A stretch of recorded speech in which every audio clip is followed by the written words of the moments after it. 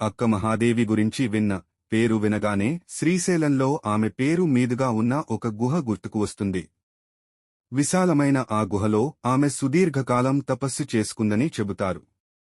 కాని అక్క మహాదేవి కేవలం ఒక భక్తురాలు మాత్రమే కాదు. సమాజాన్ని ధిక్కరించిన ఒక విప్లవకారిణి. భక్తి ఉద్యమానికి కొత్త ఊపు ఇచ్చిన రచయిత్రి. ఆ పరమేశ్వరుని తన భర్తగా భావించిన భక్తురాలు. అక్క అన్న పేరు నిజానికి ఒక బిరుదు మాత్రమే.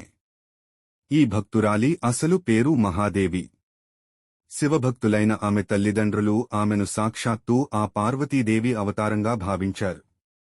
అందుకనే ఆమెకు మహాదేవి అన్న పేరు పెట్టారు. నిజంగానే పార్వతీదేవి పుట్టిందా అన్నట్లు మహాదేవి మొహం తేజస్సుతో వెలిగిపోతూ ఉండేదట. దానికి తోడు నిత్యం శివపంచాక్షరి మంత్రాన్ని జపిస్తూ తనదైన లోకంలో ఉండేదట. మహాదేవి పుట్టిన ఊరు కర్ణాటకలోని ఉడుతడి అనే చిన్న గ్రామం.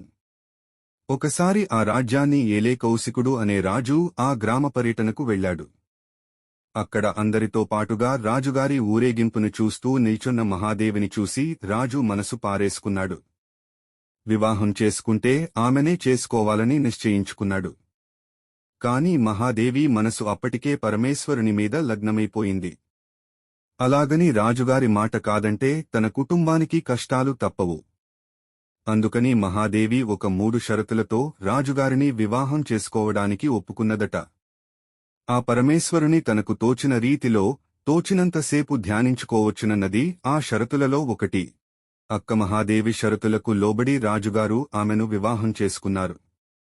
కాని అనతికాలంలోనే ఆమె షరతులను అతిక్రమించాడు. దాంతో ఆమె కట్టుబట్టలతో రాజమందిరం నుంచి బయటకు వచ్చేశారు. తర్వాత కర్ణాటకలో వీరశైవానికి కేంద్రంగా ఉన్న కళ్యాణ్కు చేరుకున్నారు. అప్పటికే అక్కడ బసవేశ్వరుడు, అల్లమ ప్రభువు వంటి ప్రముఖులు ప్రజలందరినీ భక్తి బాటలో నడిపిస్తున్నారు. అలాంటి పండితులందరూ ప్రవచనాలు చేసేందుకు, తమ వాదనలు వినిపించేందుకు అక్కడ అనుభవ మండపం పేరుతో ఒక వేదిక ఉండేది.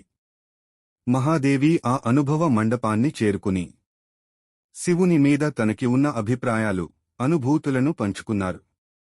మహాదేవి వాదనాపటిమను, పాండిత్యాన్ని చూసి ఆశ్చర్యపోయిన పెద్దలంతా ఆమెకు అక్క అన్న బిరుదుని అందించారు. అలా మహాదేవి కాస్త అక్క మహాదేవిగా మారింది.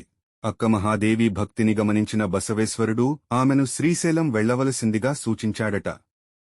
దాంతో ఆమె ఎన్నో కష్టానికి ఓర్చి శ్రీశైల మల్లికార్జునుడి సన్నిధికి చేరుకుంది.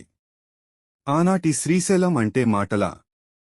దుర్గమమైన అడవులు, క్రూరమృగాలు, ఎడతెగని కొండలు, దారిదోపిడీగాళ్లతో ఆ ప్రాంతం భయానకంగా ఉండేది. అలాంటి ప్రాంతంలో ఒక వివస్త్రగా ఉన్న సన్యాసిని సంచరించడం అంటే మాటలు కాదు. కాని ఆమె భక్తి ముందు అలాంటి పరిస్థితులన్నీ తలవంచక తప్పలేదు. ఆలయానికి సమీపంలో ఉన్న ఒక గుహలో మనిషి కూర్చోవడానికి మాత్రమే వీలుండే ఒక మూలన ఆమె తన తపస్సుని సాగించారు. కొన్నాళ్లకి శ్రీశైలంలోని కదళీవనంలో ఆ మల్లికార్జునిలో అంకితమైపోయారు. అక్క మహాదేవి మహాభక్తురాలే కాదు, గొప్ప రచయిత్రి కూడా. కన్నడలో ఆమె 400లకు పైగా వచనాలు రాసినట్లు గుర్తించారు. ప్రతి వచనంలోనూ చెన్న మల్లికార్జున అనే మకుటం కనిపించడం వల్లే అవి అక్క మహాదేవి రాసిన వచనాలుగా భావిస్తున్నారు. ఆమె వచనాలలో శివుని పట్ల ఆరాధన, ఈ ప్రకృతి పట్ల నమ్మకం, ఐహిక సుఖాల పట్ల వైరాగ్యం స్పష్టంగా కనిపిస్తాయి. వీటిలో ఆధ్యాత్మిక రహస్యాలను చెప్పే గూఢార్థాలు కూడా ఉన్నాయని నమ్ముతారు. కన్నడలో ఈమెని తొలి రచయిత్రిగా భావించేవారు లేకపోలేదు. అక్క మహాదేవి రాసిన వచనాలను తెలుగులోకి కూడా అనువదించారు. దొరికితే తప్పకుండా చదవండి. అందులో అరుదైన ఆణిముత్యాలు ఎన్నో కనిపిస్తాయి.